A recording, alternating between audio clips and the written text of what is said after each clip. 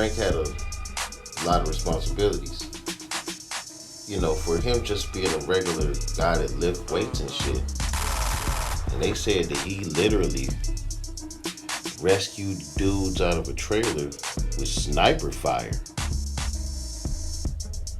All I'm saying is that don't seem like no regular weightlifting dude to me.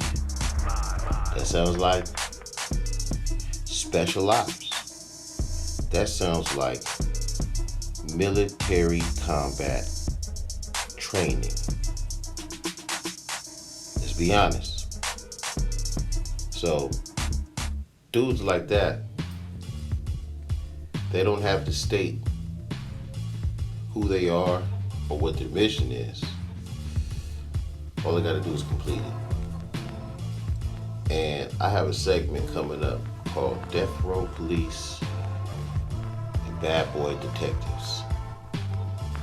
It goes into a little more in depth, but we know for a fact that his partner, Michael Moore, you see him right there in between Kidada and Pac. He's the one who reported like this and said it was definitely a Caucasian voice on the other line.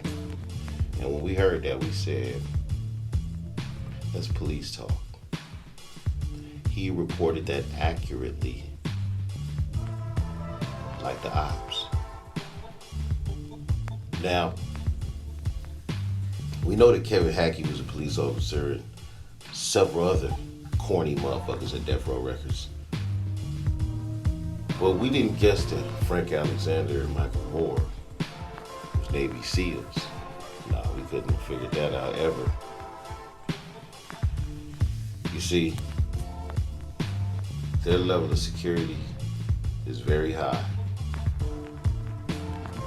So high. Well, the only person they gotta answer to is the president himself type of shit. That's how entrenched the government was and enthralled with hip-hop as a whole, but Death Row Records and Bad Boy Records specifically at this time had the binoculars down their esophagus. So let's get into it. You know, a lot of people want to ask, first of all, how could Kidada associate with Bad Boy so quickly after Tupac's death? Well, that's because she was associating with Bad Boy while Tupac is alive. It was business as usual. You see, before the naysayers come out and say, what you mean, Mac? Well, you'll notice at the MGM Grand, the day that Pac died, because yeah, Kidada was with him. Right behind Tupac sits the notorious B.I.G., who claimed that he was injured during his time, and there was no way he could have been in Vegas. They actually had invoices for him at the studio in New York. But we know that's bullshit. You see, because if you listen to the song Against All Odds, aka 21 Gun Salute again, you'll notice that Pac goes down the list scratching motherfuckers off.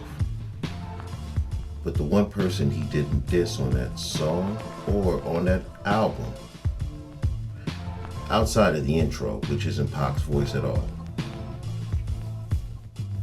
he doesn't diss Biggie on this album at all. He disses Puff specifically, and he mentions the Vibe magazine, but he mentions Puff.